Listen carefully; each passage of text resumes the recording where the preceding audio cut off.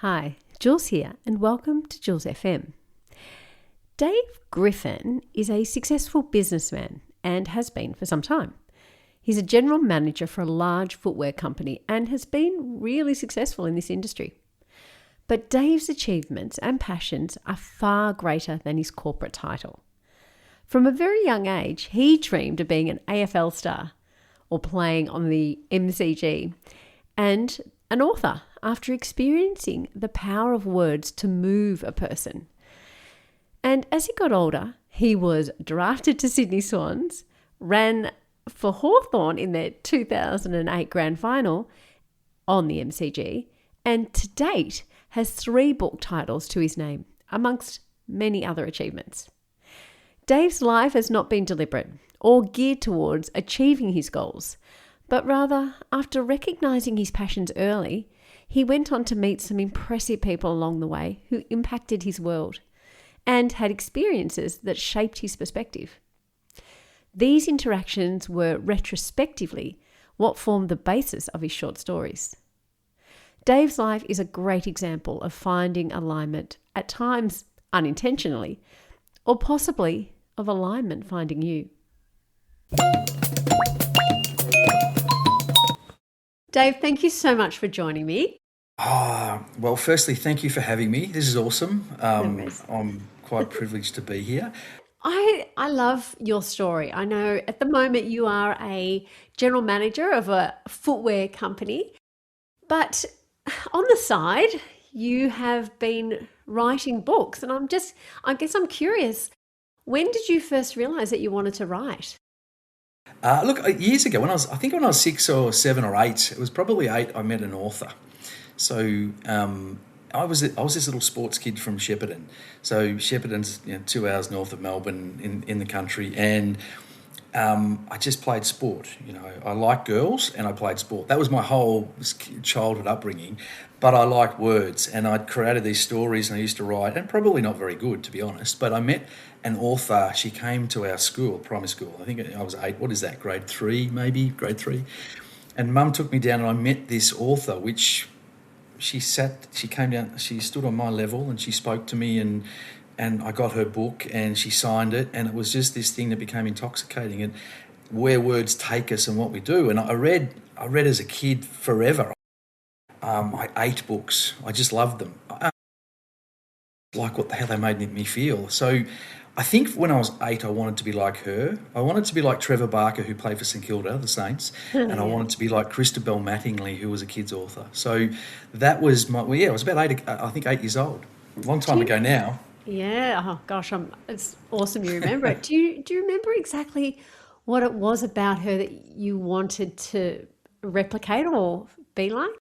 Well, there's one thing I do remember about her. So I knew what words did as an 8-year-old. So Yeah. I knew, before that, I used to sit on my grandmother's lap when I was 4 and 5, and my parents, and they would read to me. So, but when I was 8, I knew when I read and I understood the sentences, I knew how they made me feel. And Christabel Mattingly was just a calm, beautiful presence. I remember her being calm. I remember her giving me time. She came to my level and spoke to me. Now, at 8, not many adults, we're back in those days, our mums and dads are busy doing things, and it's a different time. And this person was beautifully balanced and lovely and gave me time. And she put these words on a page. I couldn't believe it. This is a real book. To write a book was like being the Prime Minister. I remember saying, someone asked me what did I want to be when I grew up, when I was a kid. I wanted to be the Prime Minister, because that's like, that was like the boss of Australia, right? Yeah. That's so silly. But this person created something that I took home with me with her signature, and she was just a beautiful, calm presence. I remember that, yeah. I can't remember much else. No, that's okay. So it was all about that feeling. And so how old were you when you wrote your first book? I'm quite slow. So I've written 3. Yes. And I self-published a couple of them, and the one that we released a few weeks ago has been published by Wilkinson Publishing. My first book I was doing a radio show in the West. I lived in Mitcham in the east, for those who are listening. It's in the eastern suburbs of Melbourne, like way in the east. And I worked for Nike at the time, so I was doing a portion of their business, and I thankfully got into contact with some awesome athletes and people that you normally wouldn't. Yep. I was at Puma for a long time as well, so athletics and athletes were my thing. And a gentleman by the name of John Forbes, he's passed away now. He's an idol of mine. A lot of people will know John Forbes, a quietly spoken man who knew everyone in the sports industry, got me to do this radio show. And what we did was it was called the Puma Sports Show, and we interviewed people.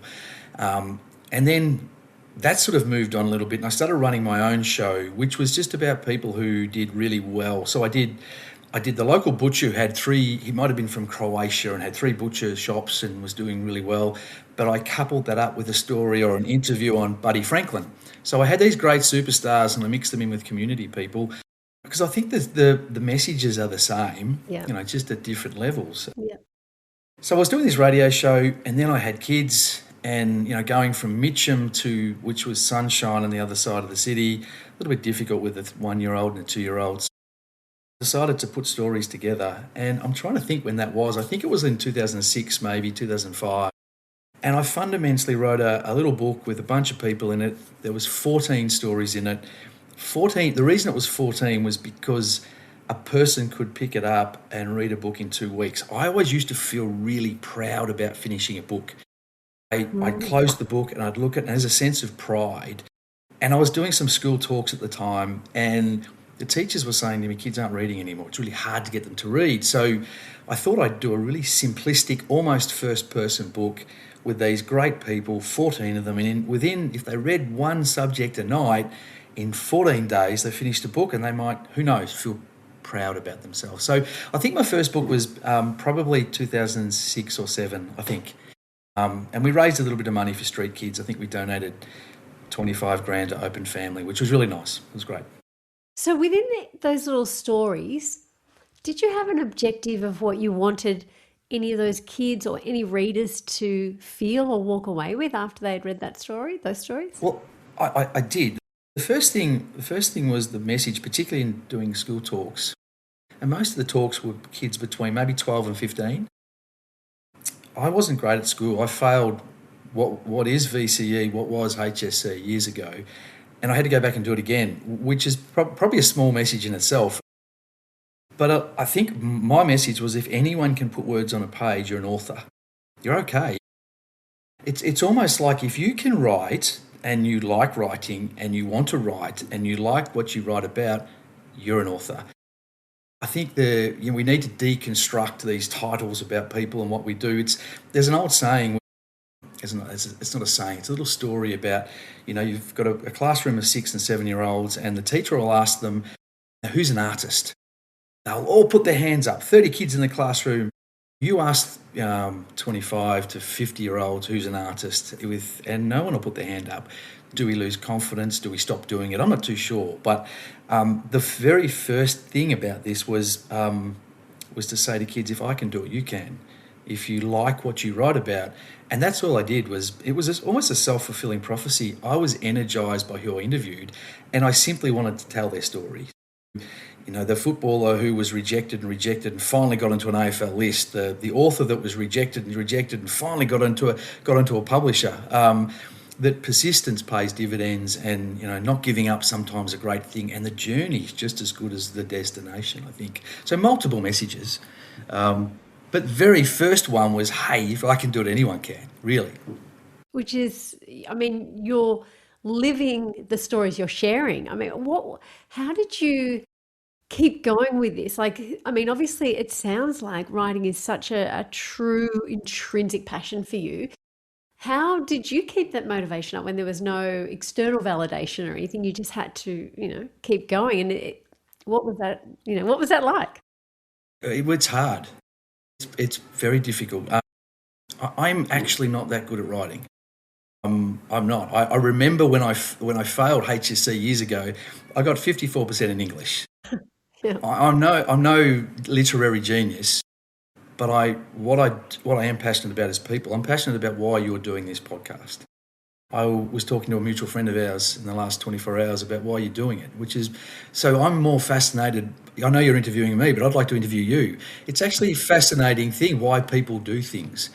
And and they're pure examples. So we have highs and lows, don't we? We're all great one day, and the next day we're not. And it's going for a run's difficult sometimes, and things are hard. They're always hard, but I tend to use the subjects as my motivation, and it works for me.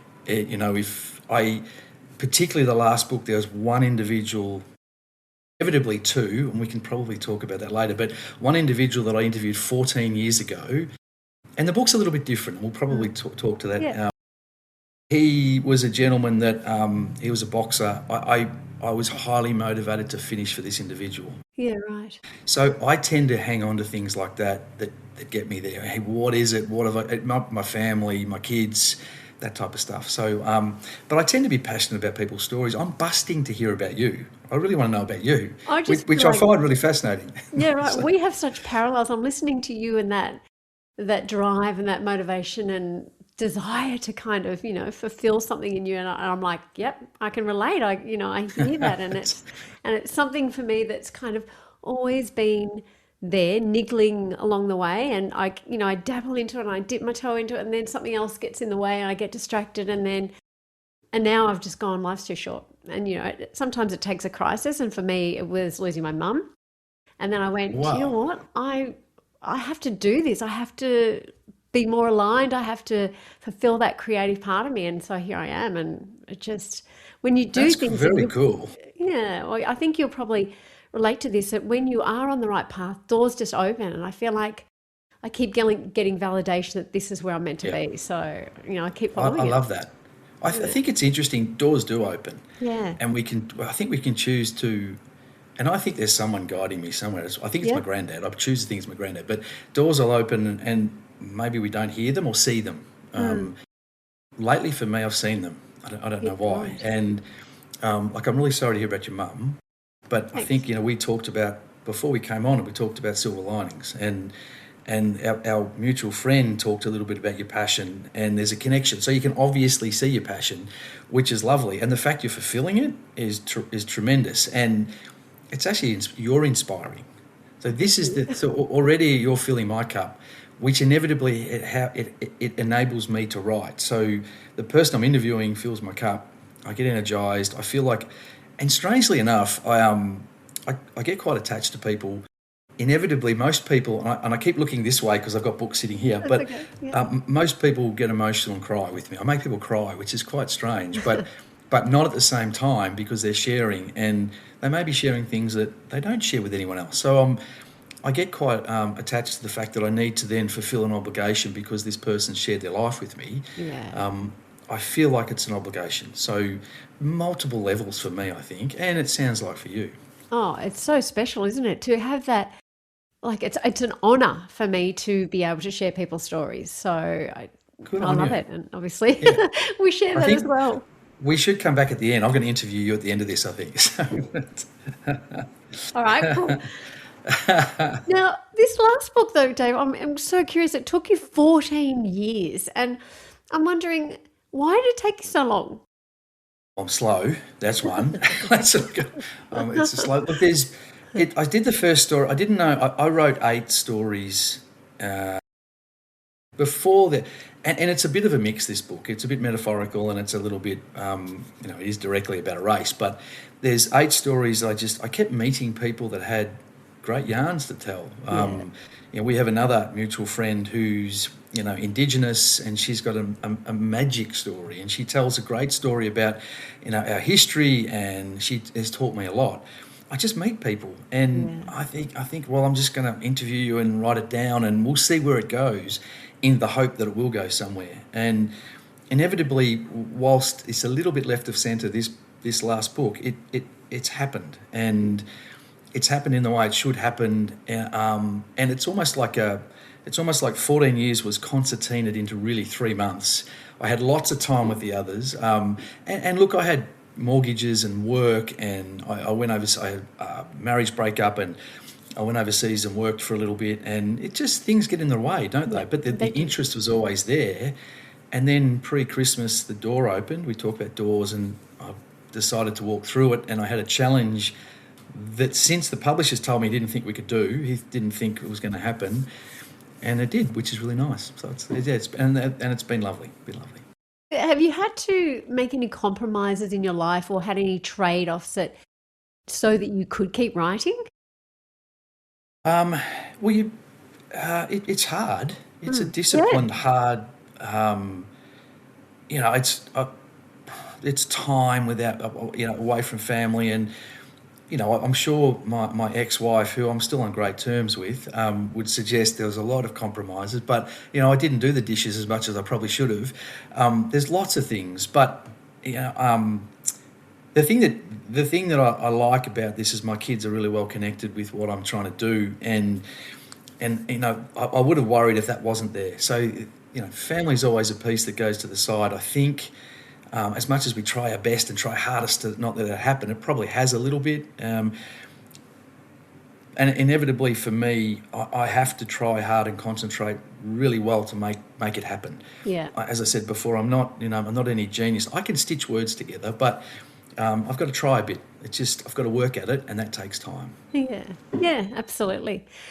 Have had the privilege of reading your book, which I have here. Oh wow! Now, I love that all the stories in this are about behind the spotlight. They're not about necessarily the successes, although all of these people have had success in their own rights in different areas. And you say that that's where the real story happens. I'd love to know how you identify with that. What's the real story behind you? Well, that's an interesting question. Look, I'm a would-be AFL player. I was drafted to Sydney years ago. Yeah. So I think I mentioned before that I was from the country in Shepparton, and in my teenage years there was sport and girls. They were the things, and not to suggest I was good at either of those things, but footy tended to be the thing that I liked, and I was okay at it. So I spoke to different league clubs, went to university in Bendigo, and got drafted from Bendigo, and I didn't make it. So I went to Sydney, and that was probably my HSC/VCE year was football. I didn't study as much as I should have, all those type of things. But I didn't make it, and I still reflect back now and have regrets and think why and how, and maybe in some ways I'm chasing rainbows there, and another way I'm not too sure. But it's just one of those things where trying to understand what happens off the field, because off the field's where the music's made, off the field's where the training's done, off the field's where the discussions are happening, off the field is where you cry, off the field everything happens to build this thing that we see, particularly in football, on 2 or 3 hours on what was Saturday afternoon. It's now every day, almost every day. So I just feel that that's where the special stuff occurs. I was really lucky. I did a couple of documentaries, and one I followed a boxer. I'm a bit of a boxing fan. Yeah. And I remember watching Anthony Mundine fight one night, and I was fortunate enough to be in his rooms, and the machinations and stuff's a really good word, stuff's a great word, of what happens before he fought. He went out and he knocked this guy out in a few rounds, came back in. So the 3 hours in the rooms beforehand was bigger and more comprehensive than his actual fight. I just thought that was fascinating. The back slappers, the people, the psychology, the singing. He had a group of people singing. It was just, I find it fascinating, and how people build themselves up to perform. I just think that's where great magic is. Oh, I think we win off the field. We see these Do. tiny moments of the accolades and the winning moment or whatever, but that happens with the practice, the reps, the It hard work does. outside. And the It blood, sweat, and does. tears, like you said, that's the emotional journey as well. That's where the growth happens. I So, agree, totally agree with you. It's in the book. There's a story on Max Bailey. Max is a premiership player with Hawthorn. He's had 3 knee reconstructions. So we followed him with a camera for a little bit. So he spent more time fundamentally outside, not playing, and in the injury room doing rehab and all that than he did playing. yeah. But he's got people have the glossy knowledge of him being a premiership player. They see the tip of the iceberg, but underneath Max Bailey, there's this enormous thing of work, toil, hardship, loss, lost games, lost years. He spent years in the injury room. Yeah. So, that's where, in my view, the making of Max Bailey occurred, was not on getting his premiership cup or on the oval. It's in the injury room. Absolutely. And that tenacity and the grit to be able to keep showing up Yeah, and get to that final stage. Yes. And Yeah, that tenacity agree. and grit isn't loud. No. It's interesting. Tenacity and grit can be just quietly spoken, and because Max is a really good example of that. It's not bombastic and loud and rah rah. It's it's just doing the same thing every day. It's being disciplined and structured and working and working and working. I feel like that sums you up too, Dave, because I hear Brad always talks about how you are so humble, and I know that just from my experiences with you, but I know so much work goes into what you do, and I mean, working this full-time job and then writing 3 books, and not only that, coordinating charities where you donate all the proceeds to your books. Like, there's a lot of work that goes underneath everything you do. There is, but there is with everybody, I think. I think we're all doing our thing, isn't there? There is with what Yeah. you're doing now. Yeah. So to set the software up, to set your podcast up, to get the interviews, and I have heard, I think you interviewed Sam Mitchell. So you've had some fantastic, so I'm quite touched that I'm here, by the way. So you've had some great people on your podcast, and it takes a lot of work and questioning and learning about questioning. And we just do it. You do it because you're passionate about it, and it's obvious. You've got a great energy. Maybe that's the same as me. I'm just energised by it. There are flat days too, Jules. There are days where and I said to Brad, and we talked about this last night, and because I really put half a book into 3 months or 2 months, I think I cooked myself about 2 months ago. I was doing, because I was doing nothing at work. I had to work. So I was going to bed at midnight and then getting up at 4. So I was doing 3 or 4 hours at night and then trying to do 3 hours in the morning. And I wasn't writing fit. Yeah. I hadn't written in a while. I had this door I had to walk through. We talk about doors. Yeah. And I decided to do it. And I hadn't written in 2 years maybe. So I wasn't great. I was unfit, and I did it. And I was in a bad space. I was tired. I was foggy. But we do it. And yeah, we do it. So here we are. And that's something I'm fortunate enough. Well, I think it is, and look, I'm a single guy now, so I have time. My kids are a bit older, so I'm okay to do that. Any desire to write full time, to actually make that a career, or it just works for you the way it is now? Look, I'd love to. Yeah, I want to write a New York Times bestseller, Jules. Yeah, Wouldn't that be cool? Okay. Look, I have these grandiose dreams. I actually can't believe that came out of my mouth, by the way, because usually the dreams are hidden well down. But no, I do. With awesome. the publishers, we're talking about another project, and he's talking about, hey, can you get this X project done in X amount of time? And I'm sort of scratching my head. I have to work. I have to earn money. So if there's a way we could work it out, I'd love to do that. I'd love to just. I have this little dream. I saw it in the US once. I travel a bit with work, and there was a van that went around. It was in New York. There was a van that goes around and just interviewed people off the street. So people off the street would go into this van, probably set up like you are in your room, and this guy would interview them. So he had hundreds of these documentations, and I'm not sure what he was going to do with it. I didn't get a chance to say g'day. I waited around to talk to him, but he was interviewing people. That's the sort of stuff I love. And there's another guy he was an American. He did radio. His name was John DeRemus. You ever heard of John DeRemus? Yeah, vaguely. He did these short stories about famous American people. And I remember growing up, and they went for 3 or 4 minutes on the radio. Well, John DeRemus did a body of work about people 50 years ago, 40 years ago, and they're all taped, and you can get them on. You can hear some of them on when you Google. But it's if I could pull apart stories and tell them, and in some ways honouring them and helping people learn, I think that'd be my full time. I'd love that. I'd love to do that. So what's stopping you? Thanks, Jules. Thanks. No, you are right. Everything. It's like I've got a really great job. So I'm really fortunate that I run a global footwear business. I'm fortunate. I'm lucky.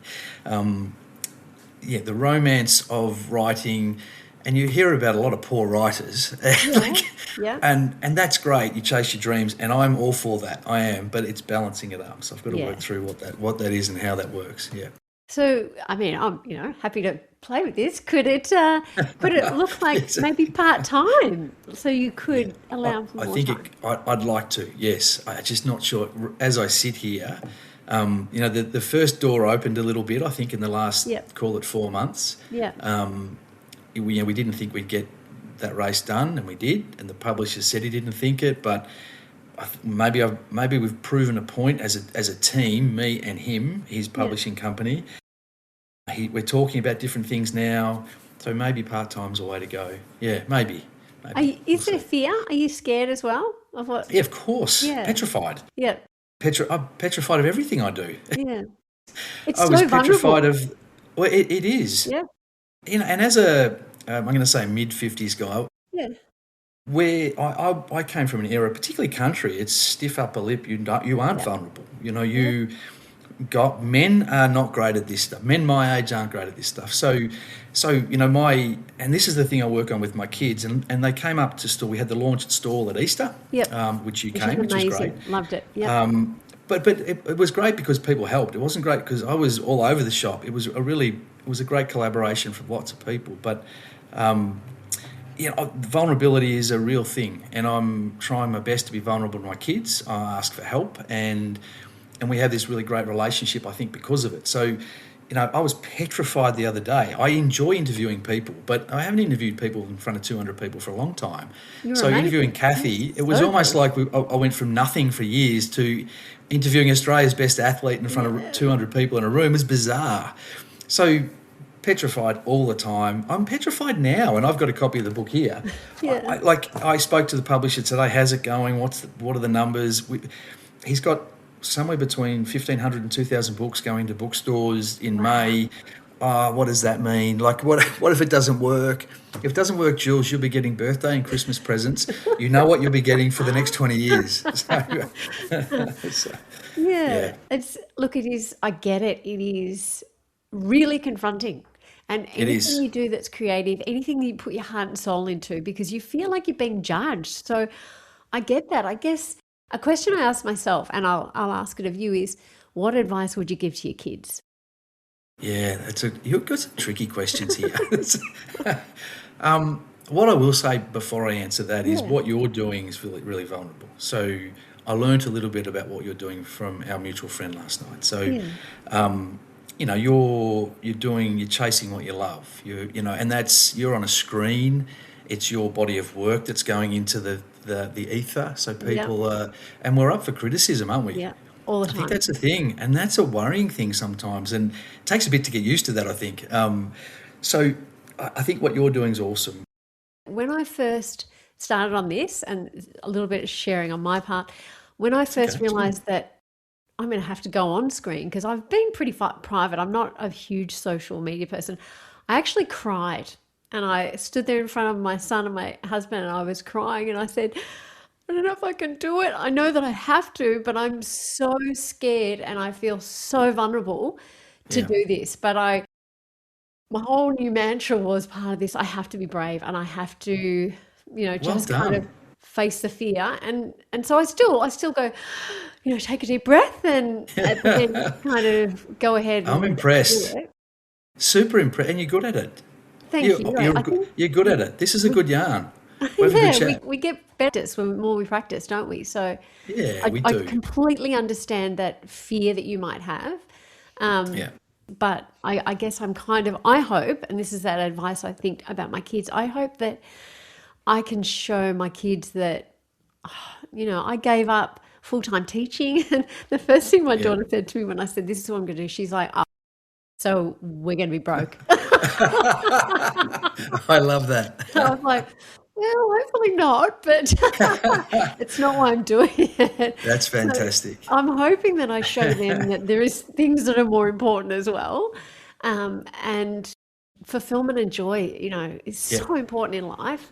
You do have to eat. That's definitely that's a thing. Important. That is a thing. And lately, since stall finished, I've eaten too much. But I think that's really good advice to your kids. I think that's great advice.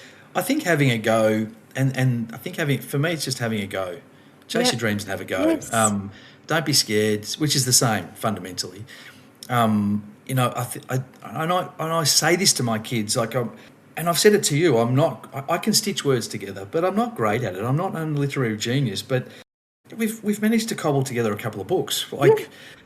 how that happened is anyone's guess, but I think just have a crack and see where it goes. That'd be my advice to kids. Chase your dreams, have a go. I think probably 10 years ago, 15 maybe, that's when the book piece slowed down. I got caught up in the corporate thing, mortgages, young kids, all that we do. We have to pay bills. And I don't regret it, but probably would have liked to started this, would have liked to have met this publisher 10 years ago. Yeah. It's not going to be great and exciting and everything, but if I had have been, or if I had have met our other mutual friend, our Indigenous friend who's in the book, and I can say a name, can't I? I can. Belinda, yeah. Belinda Duarte, who's in the book, if I had met her a long time ago, she would have taught me a lot of lessons as well. So, I think things happen in the time they're supposed to, but I often wonder. But I just say to my kids, have a crack. Just go. See what happens. Thanks so much for joining me on Jules FM. I really appreciate you taking the time and choosing to listen to the show. I hope you've enjoyed this conversation with Dave Griffin, part 1. Don't miss part 2, where Dave shares more of his incredible journey and how sometimes we don't need to be intentional to make our dreams come true or live in more alignment. Sometimes the world just has that in store, and when you're open to possibilities, doors open. Until next time.